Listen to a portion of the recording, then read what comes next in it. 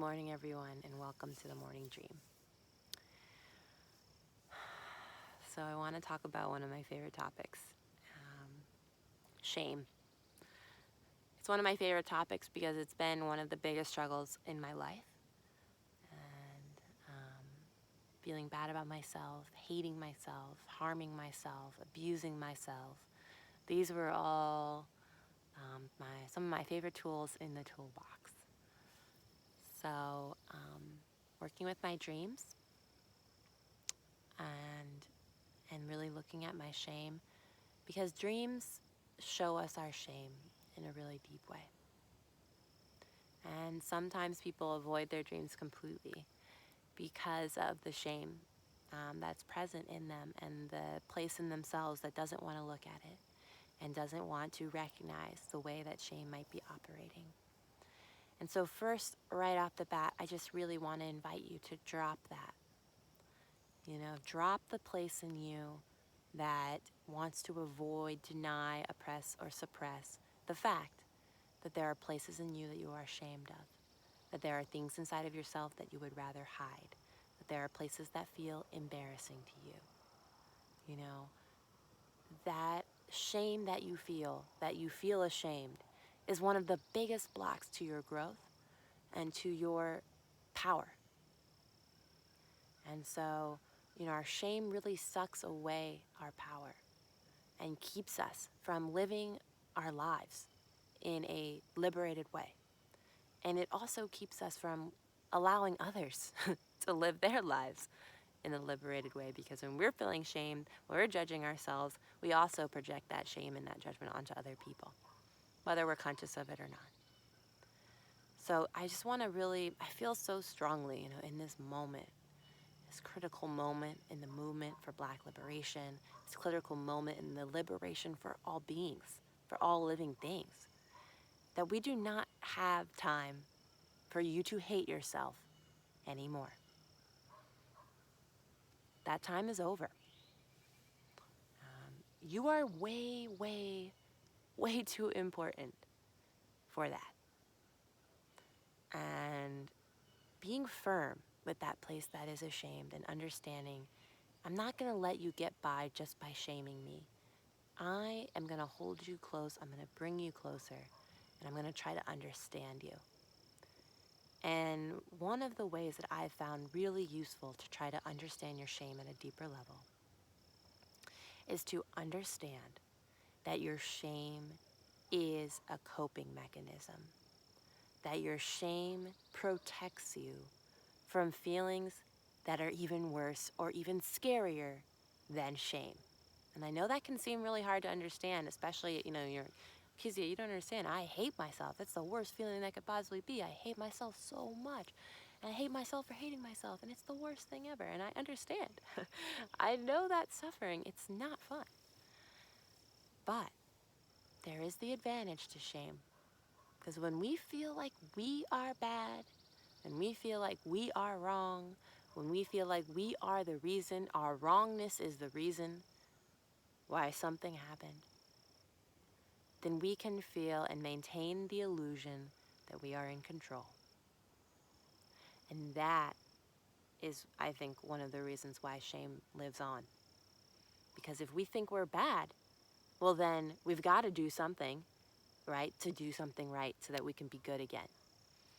So if we can fix it, right? If it's something to do with us or something wrong about us, then there's got to be something we can do to make it right. And that can engage the mind, and we can analyze ourselves, analyze what needs to be done, should it be this or that, and start that whole thing up again, that we are in control, that we are the ones who can dictate what happens to us. And we can, to some extent, but ultimately, we are not the ones that are in control. And if we had to accept certain feelings that come up in those moments, for example, instead of feeling like you were bad, really grappling with the grief that really bad things happen to good people. People don't get what they deserve. That's not how the world works. And you can do everything right and still fail. Or someone could be doing everything in a really hateful, unloving way and be very successful, right? We know that's how it is. And so we cannot believe the lie that our shame tells us, that if only we could figure out the right thing to do, then we would be good and everything would be all right. And so that is one story. That is one way that our shame can be a helpful coping mechanism. And I don't want to say that it's the only way. My biggest piece of advice, if you feel that shame coming on, if you feel those waves of self-hatred coming up in your body, is of course what I always say, and it's in the dreams too, try to recognize it in a bodily way. Oh, okay, this is a symptom. This is a physical experience. This is that shame that lives in my body. Here it comes. Okay, it's here. That's okay.